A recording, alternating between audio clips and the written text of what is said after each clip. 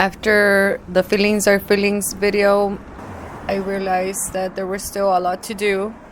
Fighting for my daughter's case was my priority. Unfortunately, with the COVID situation, my case was closed and everything just was left as is, pending. After that, my daughter turned 18 and there was nothing that I was able to do. But then this is when I realized the privilege that I had of being able to help other people within the organizations and the movement I was volunteering with. I became a full activist. At the time of COVID, I remember being privileged of working and being able to get paid. I realized there was a lot of people in need and a lot of different movements coming up that needed my support and my help with the legal process and the immigration situations that were happening at the time. This is where my full activism came to sense. And I started off with the site that I would always arrive, the International Friendship Park historical site, where now I am a full activist, where I support and I advocate and outreach for this place, especially for the families who have been separated due to the closure of this park. And within the closure of this park, we started to realize that this place was getting militarized and this place was getting enforced, and that there was something happening that we weren't sure of. As I continued to be part of this site and be part of this organization, I started to document this area, where it became a daily routine for me to document the space since it was closed. And then when we find out by the Border Patrol that the construction of the wall was going to start, then that's when I became a full 100% supporter of this place. And I decided to document this place 24/7.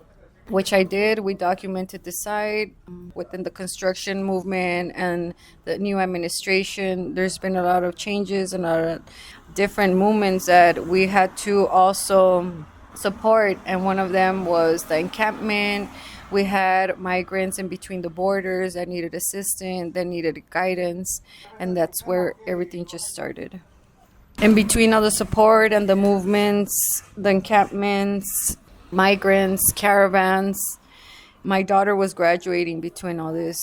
I remember seeing her graduation virtually and being there present within heart, but not being able to be there. That also moved me to continue the support that I was giving to all the migrants in the same need that I was in years ago. One of them specifically were all the movements that were happening at the park. Migrants being stuck, the encampments. This is when we started helping with food, helping with needs, since there was a lot of different necessities for migrants that they were being held in between the walls with no support. There was no help for them. And this is when we started with the movement of helping others from the South.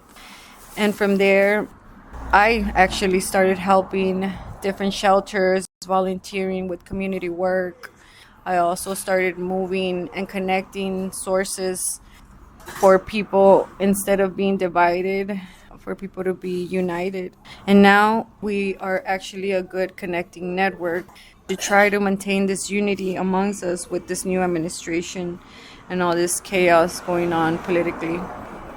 And between my activism and the separation of my family and the hardship that I've endured throughout the years, there's one thing that I've never spoken about. It's about the property that I purchased back in 2010.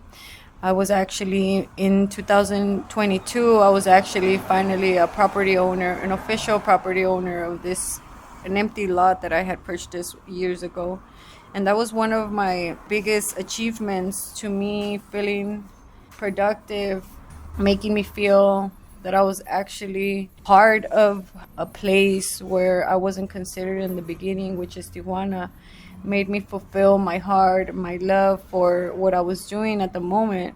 This property has been something that I worked on throughout the years, where finally in 2022 I completed this achievement of having my own home and feeling more secured and more close to my plan B, because I always thought of plan B, this idea of being criminalized, this idea of being a non-productive person has made me realize that there was also something back there that I had to show people the reality of who we are and what we really do, which is fight and make sure we have a safe place for our family within the works, within the love. As Mexicans, we always make sure our family are safeguarded, and this property was one of the achievements that made me feel safe, that made me realize that we are very productive people, that we work very hard for what we do. And ever since, I also felt privileged to help people because I've been blessed that I've been helped in so many ways that I needed to return something back. And now that I have my home, I here and there I help shelter people. I help, they need anything, I would always assist them. And knowing that, I was able to achieve this, I'm sure others will be able. And this is what I always try to let people know, that if we did it, everybody else can do it.